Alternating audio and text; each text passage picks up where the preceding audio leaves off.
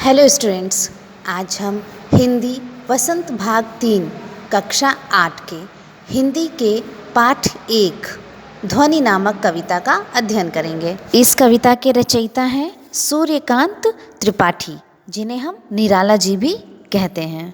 पाठ परिचय इस प्रकार से है। प्रस्तुत कविता में कवि निराला जी ने वसंत ऋतु के माध्यम से युवा पीढ़ियों के आलस्य को दूर करने का संदेश दिया है। अर्थात यह जो युवा पीढ़ी है यह बहुत ही निराश हो जाती है, कभी कभी उनके अंदर उमंग नहीं रहती, वह अलसाए से रहते हैं।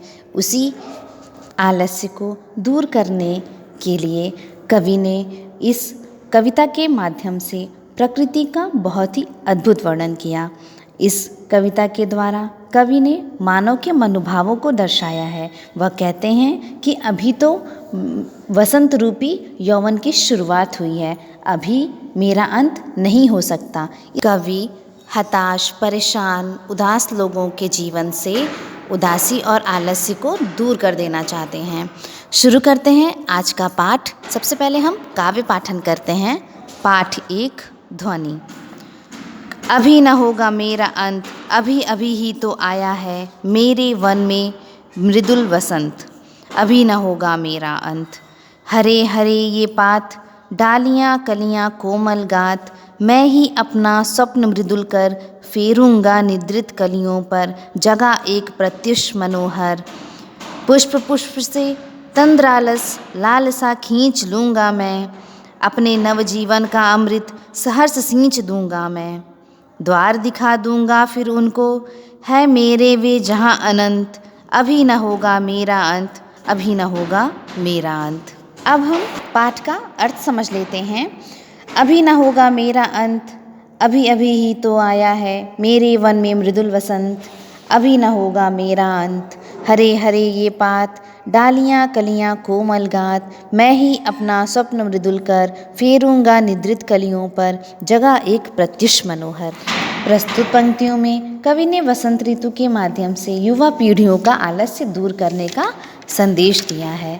कवि कहते हैं कि प्रस्तुत पंक्तियों में कि अभी मेरा अंत नहीं होगा, क्योंकि मैं यानी कि कवि का मानना है कि जब तक वह इन कलियों रूपी युवा पीढ़ी के मन से आलस्य को खींचकर बाहर नहीं निकाल देते, तब तक मैं हार नहीं मानूंगा।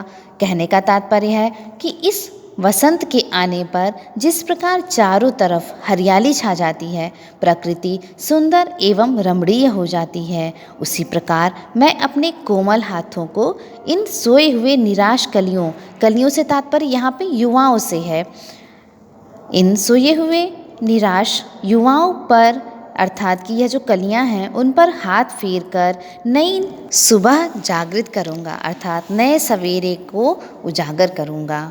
अगली पंक्तियां हैं। पुष्प पुष्प से तंद्रालस लालसा खींच लूँगा मैं, अपने नवजीवन का अमृत सहर्ष सींच दूँगा मैं। द्वार दिखा दूँगा फिर उनको, है मेरे वे जहाँ अनंत। अभी न होगा मेरा अंत, अभी न होगा मेरा अंत। प्रस्तुत काव्यांश में कवि ने कर्म का परिचय दिया है।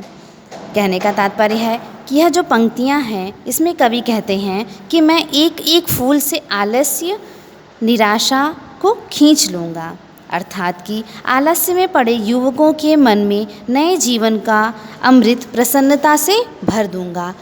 जैसे वसंत के आने से लोगों के जीवन में नए उमंग व नई चेतना का संचार होता है, उसी प्रकार मैं अपने इस कविता के माध्यम से जो युवा पीढ़ी है, जो निराश हताश है, उनके जीवन के जो तंद्रालस है यानी कि नींद से जो अलसाए हुए हैं, उस तंद्रा और आलस्य को दूर हटाने के लिए उन युवकों पर नई चेतना रूपी ऊर्जा हाथ फेर कर उनको आभावान व पुष्पित करना चाहता हूँ, अर्थात उनमें उत्साह का संचार भर देना चाहता हूँ। स्टूडेंट्स, आपको पाठ का अर्थ समझ में आ गया होगा। अब हम पाठ से संबंधित कुछ शब्दार्थ देखेंगे। मृदुल यानी कोमल, पात अर्थात पत्ता, गात माने शरीर, निद्रित यानी सोया हुआ, प्रत्युष यानी प्रातःकाल, तंद्रालस माने नींद से अलसाया हुआ, जो नींद से आलसी हो जाते हैं उनके लिए। और लालसा यानी कि अभिलाषा या इच्छा। स्टूडेंट्स, इस वीडियो में आपको नोट्स दिए जा रहे हैं जिसमें शब्दार्थ, व्याख्या और प्रश्नोत्तर दिया गया है। इस प्रश्नोत्तर और व्याख्या को आप समझेंगे और अपनी कॉपी में साफ सुंदर अक्षरों में लिखेंगे। साथ ही आपको एक अभ्यास कार्य दिया जा रहा है जिसे हम वर्कशीट कहते हैं। इसमें 2 प्रश्न दिए गए हैं। पहला, निम्नलिखित शब्दों के अर्थ लिखें। यहाँ पर आपको कुछ शब्द दिए गए हैं जिनका अर्थ आपको लिखना है। दूसरा प्रश्न है, वसंत ऋतु में आने वाले त्योहारों के विषय में जानकारी एकत्र कीजिए व सूची बनाइए तथा किसी एक त्योहार पर एक अनुच्छेद लिखिए। बच्चों, अनुच्छेद लिखना आपको सिखाया गया है। उसके आधार पर आप वसंत ऋतु में आने वाले जो त्यौहार होते हैं उनका एक लिस्ट बनाएंगे और किसी एक त्यौहार के बारे में लिखेंगे।